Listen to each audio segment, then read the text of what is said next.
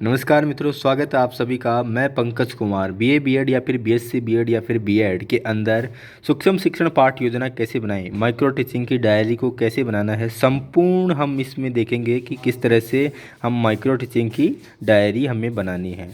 तो सबसे पहले आपको एक डायरी मिलेगी, फिर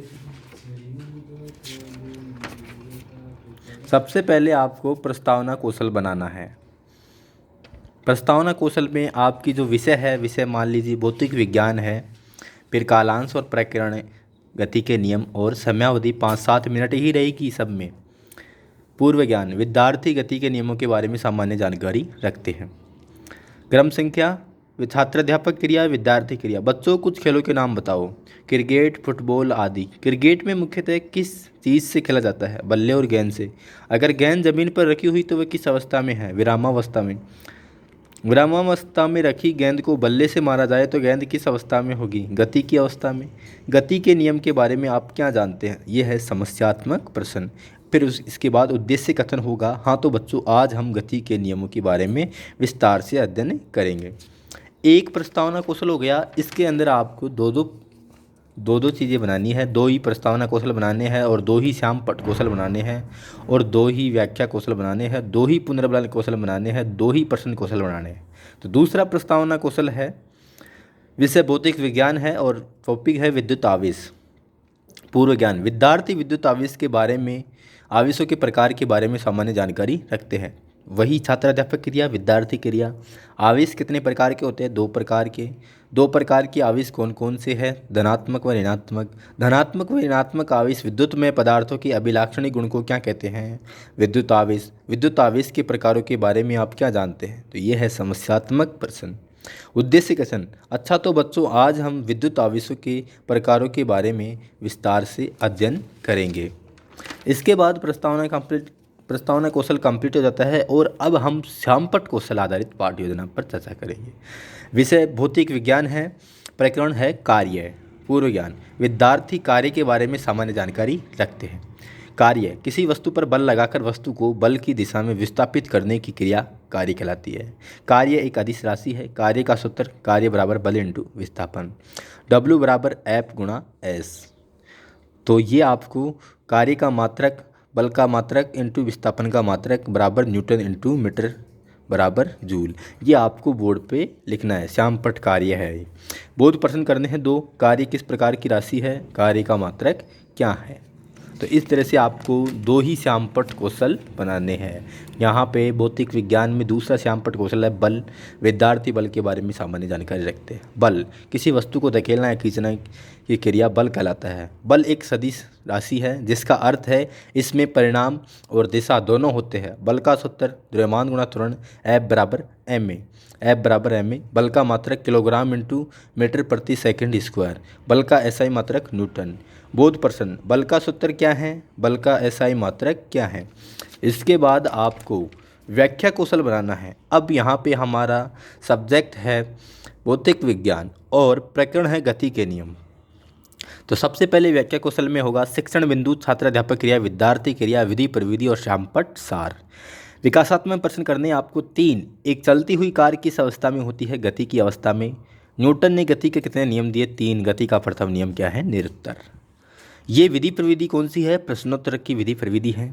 गति का प्रथम नियम, छात्राध्यापक कथन होगा न्यूटन की गति के प्रथम नियम को जड़त्व का नियम भी कहते हैं। इसके अनुसार यदि कोई वस्तु स्थिर अवस्था में है तो वह स्थिर अवस्था में ही रहेगी, या फिर गतिशील अवस्था में है तो गतिशील अवस्था में ही रहेगी जब तक कि उस पर कोई बाह्य बल ना लगाया जाए। उदाहरण, जब कोई रुकी हुई गाड़ी अचानक चल पड़ती है तब उसमें बैठे लोग पीछे की ओर झुक जाते हैं। तो ये कौन सी विधि है? व्याख्यान विधि। और आपको श्यामपट्ट पर ये चीज़ें लिखनी है और समझाते हुए चलना है। और ये है मिनीचर बनाना है और इसमें समझाना है कि बच्चों इसमें वस्तु विरामावस्था में रखी हुई है। इसके बाद दूसरा है व्याख्या कौशल है, भौतिक विज्ञान का ही विषय है और टॉपिक है गुरुत्वाकर्षण बल। शिक्षण बिंदु, छात्राध्यापक क्रिया, विद्यार्थी क्रिया, विधि प्रविधि, श्यामपट्ट सारांश। विकासात्मक प्रश्न, हम किस ग्रह पर रहते हैं? पृथ्वी पर। पृथ्वी से किसी वस्तु से ऊंचाई पर फेंकने पर क्या होगा? वस्तु पुनः पृथ्वी पर आ जाएगी। वस्तु पुनः पृथ्वी पर क्यों आती है? गुरुत्वाकर्षण बल के कारण। गुरुत्वाकर्षण बल के बारे में आप क्या जानते हो?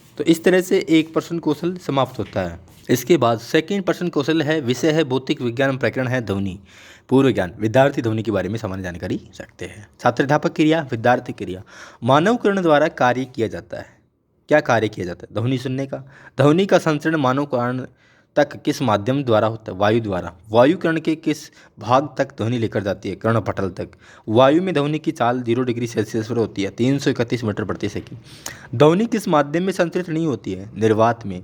ध्वनि की तीव्रता का क्या मात्रक है? डेसिबल। मानव शरीर में के किस भाग द्वारा ध्वनि उत्पन्न की जाती है? कंठ में स्थित वाक तंतु द्वारा। आवृत्ति का मात्रक क्या होता है? हर्ट्ज। हेल चमगादड़ द्वारा कौन सी ध्वनि का प्रयोग किया जाता है? प्राश्रव्य ध्वनि। ठोस माध्यम में ध्वनि किस प्रकार संतरित होती है? कंपन द्वारा। तो इस तरह से आपका दूसरा प्रश्न कौशल भी समाप्त होता है। इसके बाद आता है लास्ट कौशल है पुनर्बलन कौशल।